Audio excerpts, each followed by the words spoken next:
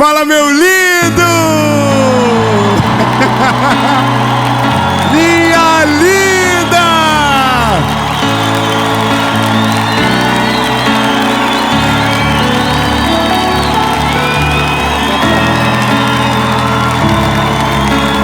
Ai, Jesus, olha, eu quero ser uma pessoa melhor. Você quer ser uma pessoa melhor? Amém. Ninguém está irritado com nada.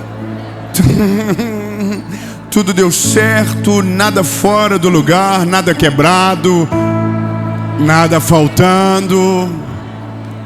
Olha, essa é uma nova estação do nosso canal, uma nova estação daquilo que o Senhor está fazendo.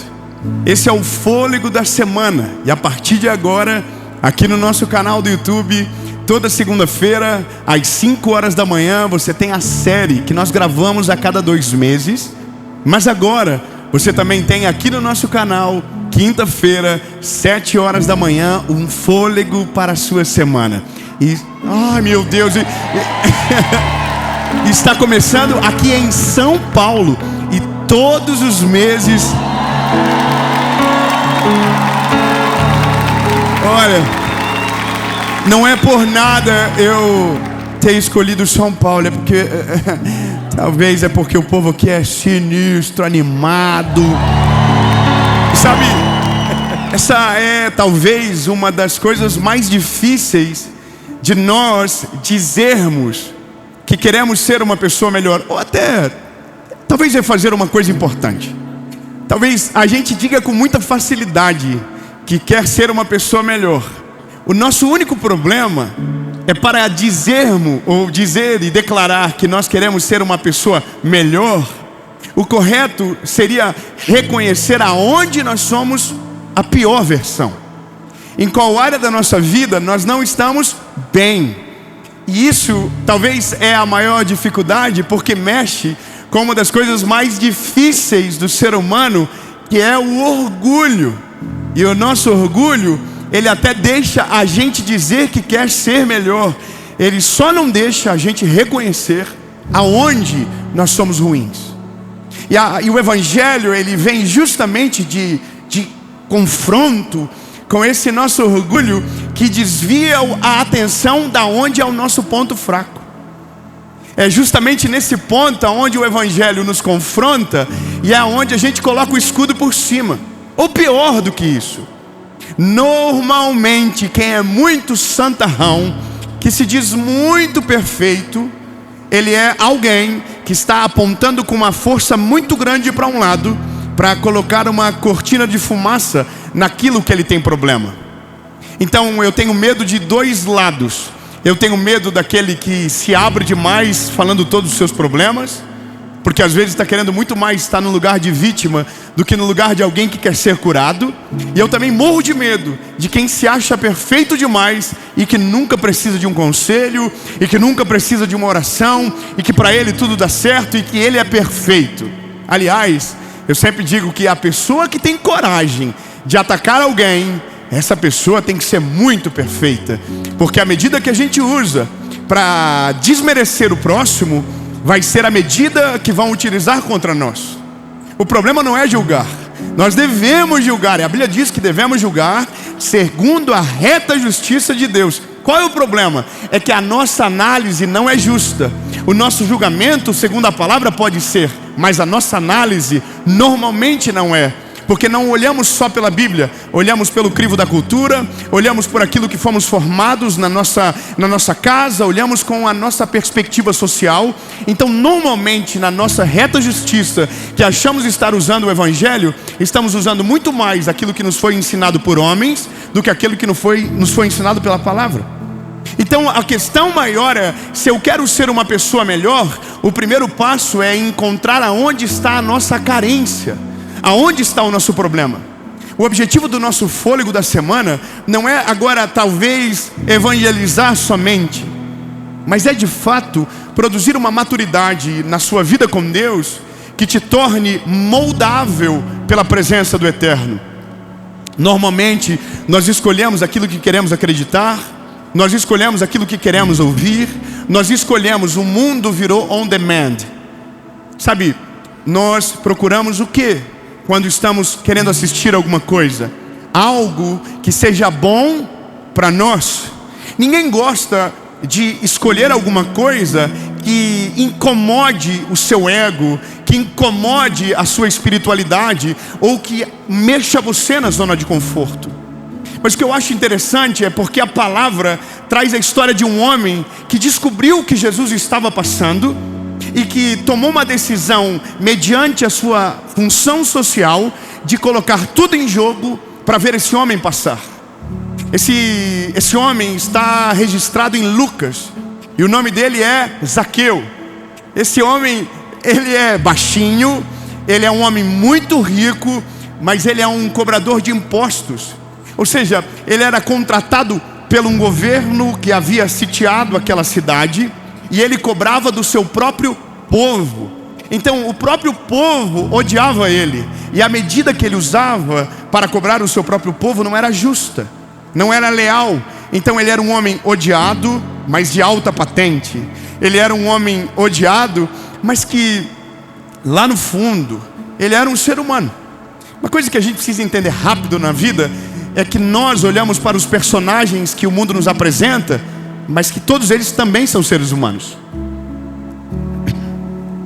Deixa eu falar uma pessoa famosa aqui.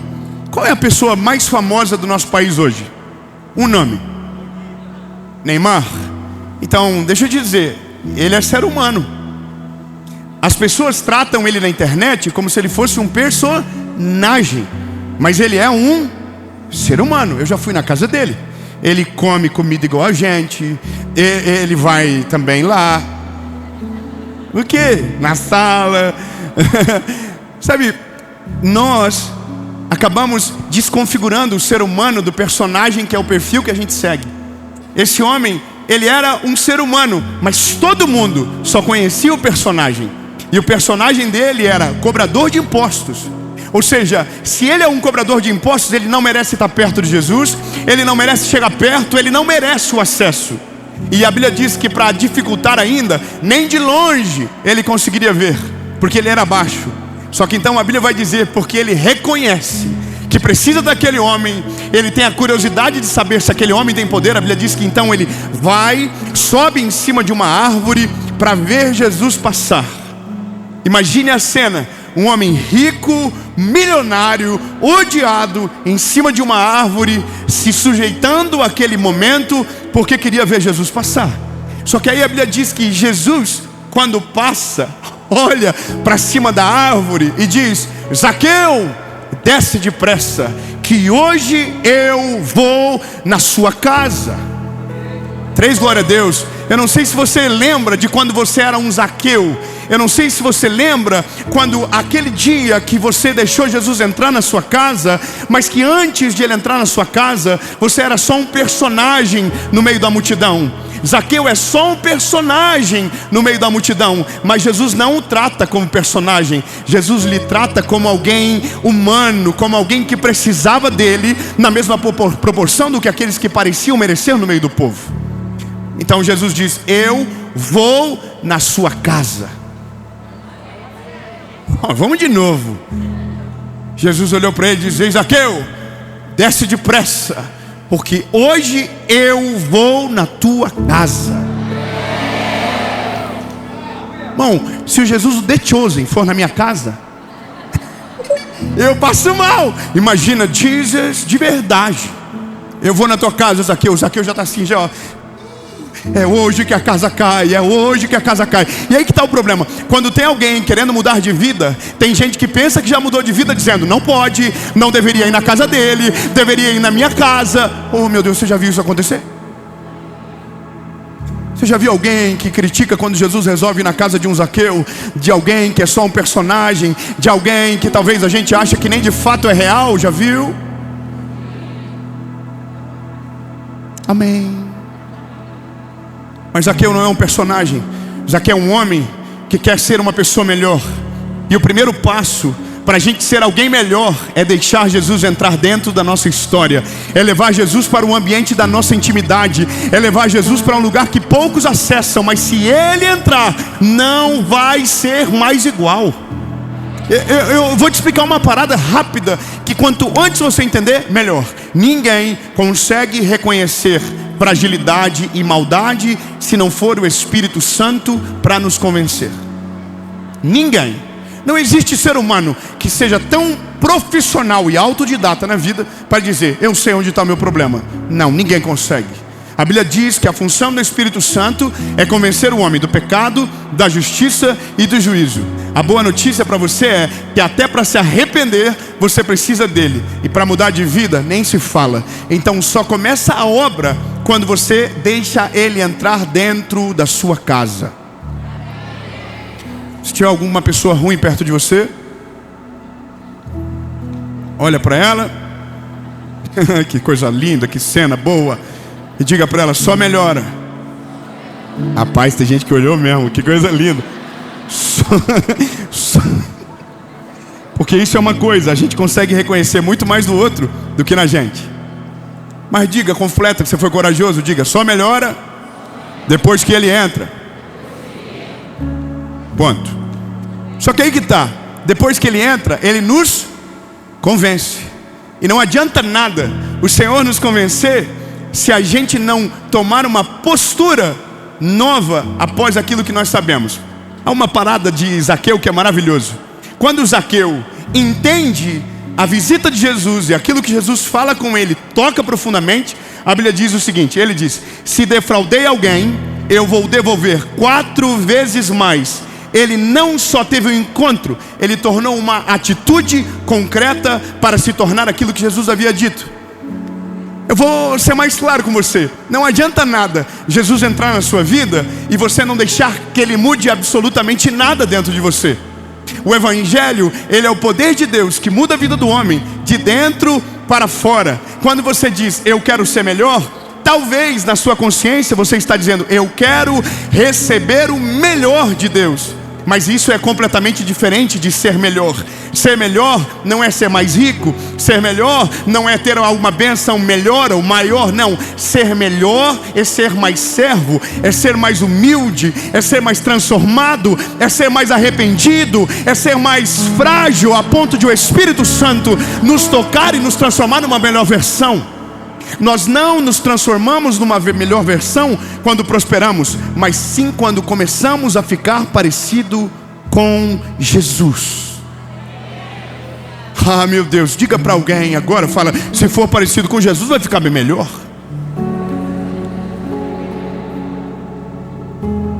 Tá vendo? Eu só fiz para você fazer as pazes com quem você ofendeu olhando para o lado.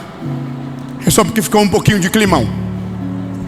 Como a nossa ideia é ser breve, então compreenda rápido. O primeiro passo para ser alguém melhor é reconhecer aonde está o nosso pior.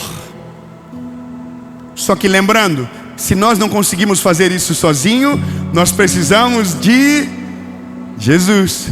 Você não precisa de mim colocando a mão no seu rosto e dizendo, é isso, é aquilo ou aquilo outro. Não, você precisa do Espírito Santo. Porque se eu falar e o Espírito Santo não convencer, você não muda. Mas mesmo que eu não fale, se o Espírito Santo te convencer, você será melhor, você será transformado, você será mudado. E compreende? Então precisamos que ele entre. Depois que ele entre, a gente precisa buscar Jesus intencionalmente. Ou talvez para que ele entre, talvez seria essa a primeira opção. Mas se a gente precisa dele para ser convencido, então depois que ele entra, a gente precisa continuar fazendo perguntas que nos levem para essa maturidade. Seja sincero, quando você ora, o que você ora? Qual é a palavra que você lança? Qual é a fé que você exercita? Na maioria das vezes, quando nós oramos, a gente está pedindo algo, e não pedindo algo que corresponde à nossa maturidade com Deus, mas aquilo que os nossos olhos dizem que a gente precisa. Mas a oração que precisamos desenvolver é: Jesus, aonde está o problema em mim que me afasta do relacionamento contigo? Aonde encontra-se em mim um ponto frágil que o inimigo consegue acertar e me tornar volátil na tua presença? Porque eu não quero ser mais um cristão, eu não quero ser só mais um no meio da multidão, eu quero ser melhor, eu quero parecer contigo a ponto que as pessoas olhem para mim e digam: o que ele tem? E aí você vai dizer: eu tenho alguém que entrou na minha vida, mudou a minha história, transformou meu coração, transformou a minha história. E isso é de maneira intencional. Intencional é ser prático. Quando a gente abre o coração e rasga a verdade para o Senhor dá a estratégia. Quer ver uma parada interessante? Se você tem um problema na área da sua vida, em qualquer área que seja, você precisa dizer para Jesus aonde está o problema. Qual é o seu problema? É orgulho? Diga para ele: eu sou orgulhoso. Qual é o problema? Você é invejoso? O que foi? Oh meu Deus, eu não estou falando nada de você. É o Espírito Santo que te convence. Mas depois que ele te convencer, você precisa reconhecer. E esse é o problema. O Espírito Santo convence, a gente diz: não, jamais. Eu sofro de inveja. E aí o Espírito Santo está dizendo assim: não, você é um invejoso, você é o fofoqueiro, você é o maldizente, você é o que reclama. E aí que tá, depois que ele diz, reconhece rápido. Quanto antes você reconhecer, mais rápido você vai colocar a luz em cima. E depois que a luz estiver em cima, então agora, depois do diagnóstico, a cura será ministrada sobre você. Amém? Para concluir, vamos terminar?